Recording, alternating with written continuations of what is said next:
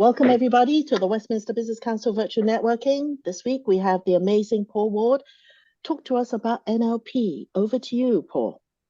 Excellent. Thank you, Lena. And we've tried this already, so I know it works. I'm going to share my screen straight off, if that's okay with everybody.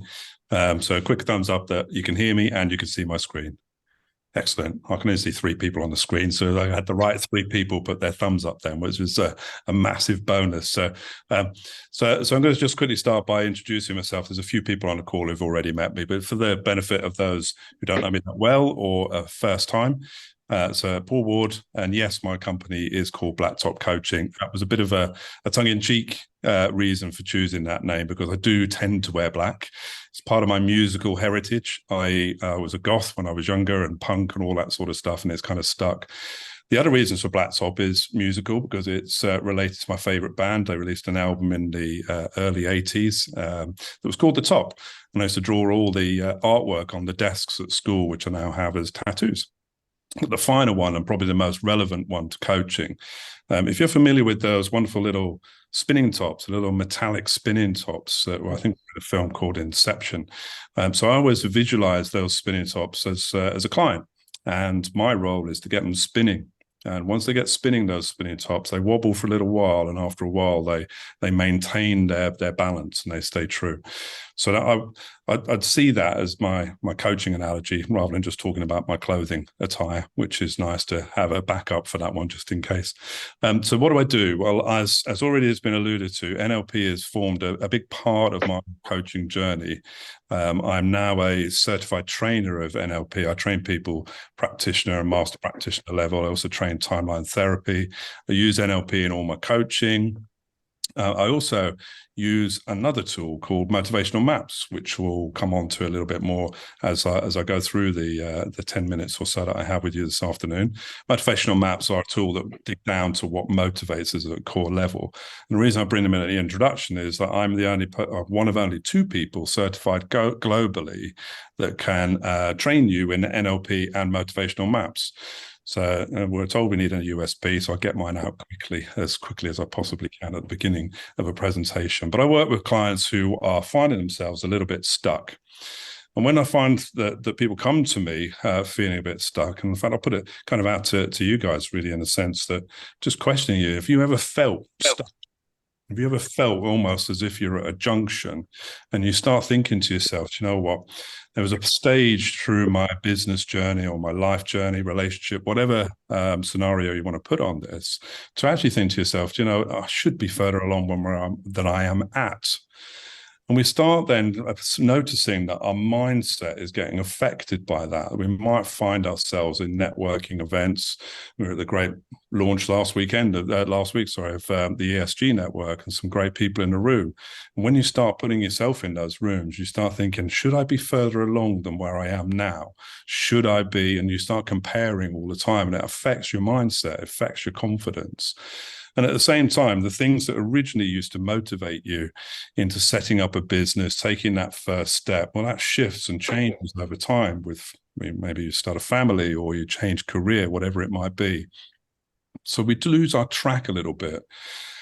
So when I work with my teams, my individuals, or in the training work that I do, we kind of mindset and motivation is constantly coming up. And it's just trying to work out which of these 2 do we address first, because I've cheekily named the 10 minutes presentation that I've got this afternoon is what comes first, mindset or motivation. And everyone I spoke to about it kind of looked and thought, actually, I've got to choose one.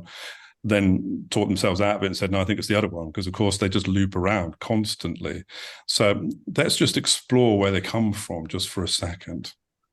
So with the NLP work that I deliver, and I'm sure there's many of you in the room that have experienced a level of NLP, one of the key elements is how we interpret the world around us, and our behavior is a result of how we interpret the world around us.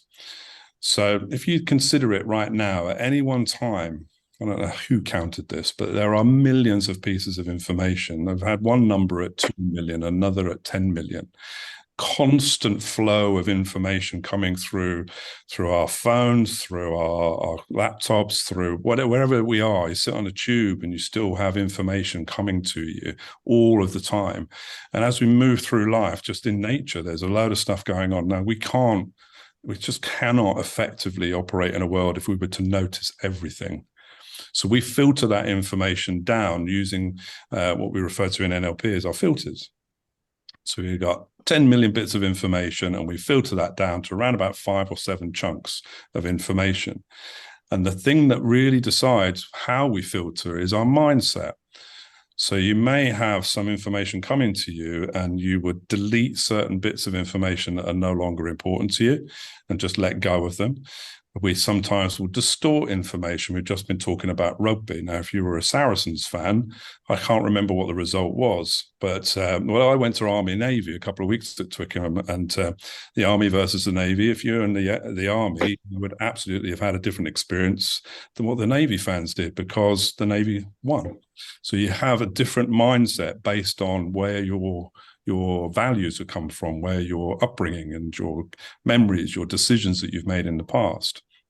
We also generalize information as well. As we move through life, we have a general idea of how to operate in most situations. We don't have to rethink everything. So our mindset is what creates that. So we'll come back to that in terms of, well, how do we shift it? How do we change it? Just moving on, just have a bit more of a, excuse me, a bit deeper dive into what mindset actually is. So I've just got this phrase up here: a set of attitudes and beliefs and assumptions that shape our world.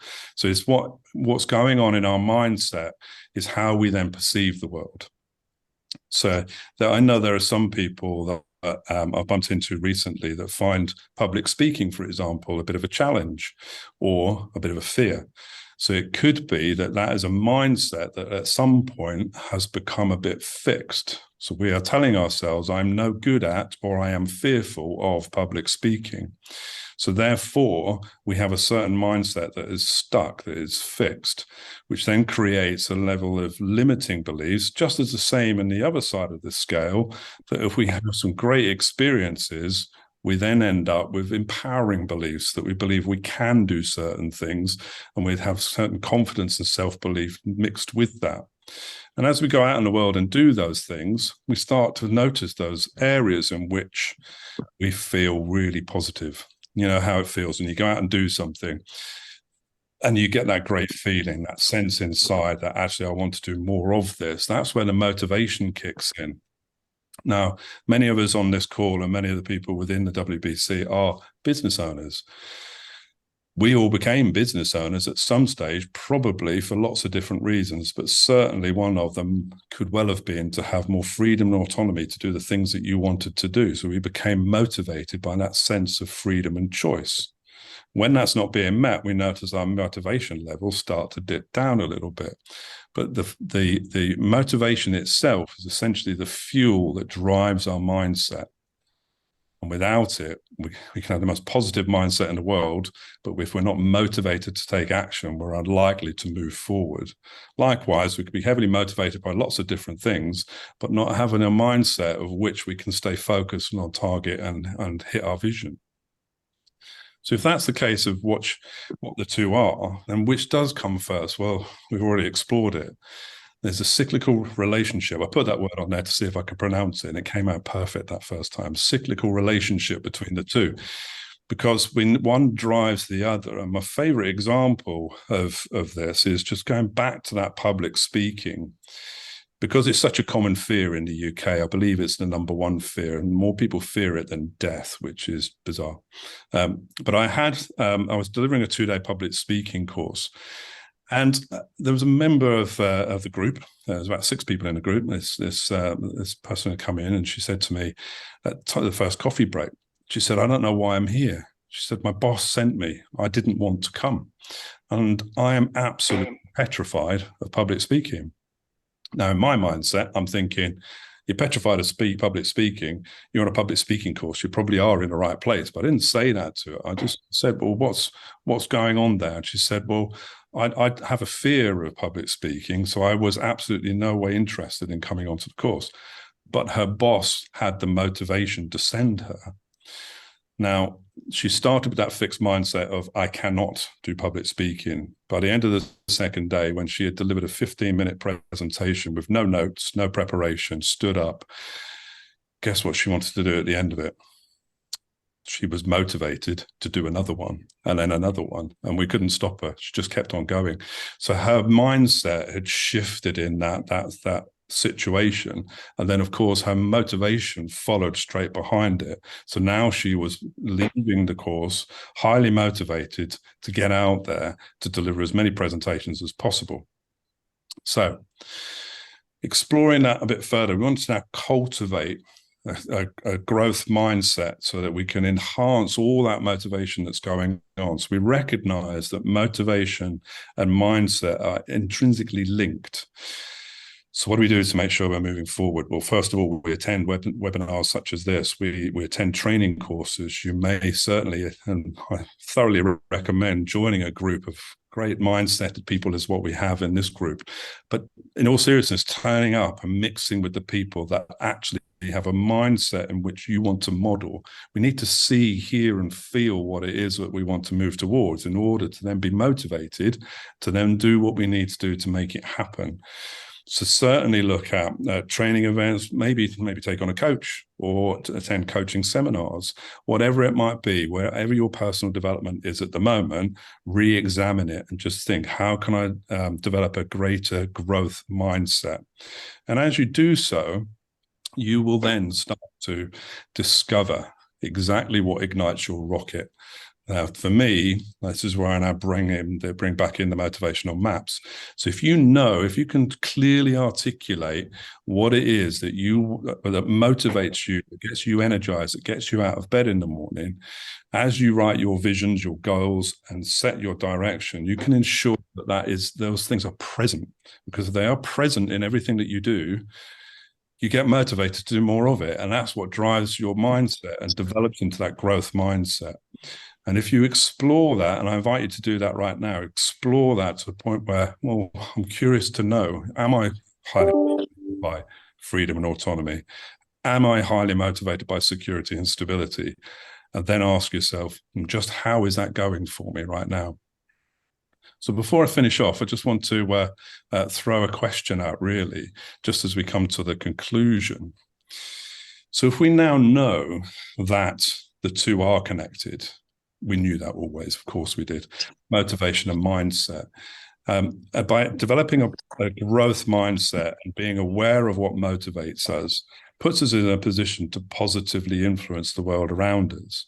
So I ask this question at the beginning of every training course and conversation I have with people, which is, if we know that, so what percentage, and I invite you, if you wish, to drop this in the chat, what percentage of your success depends on your ability to positively influence the people around you?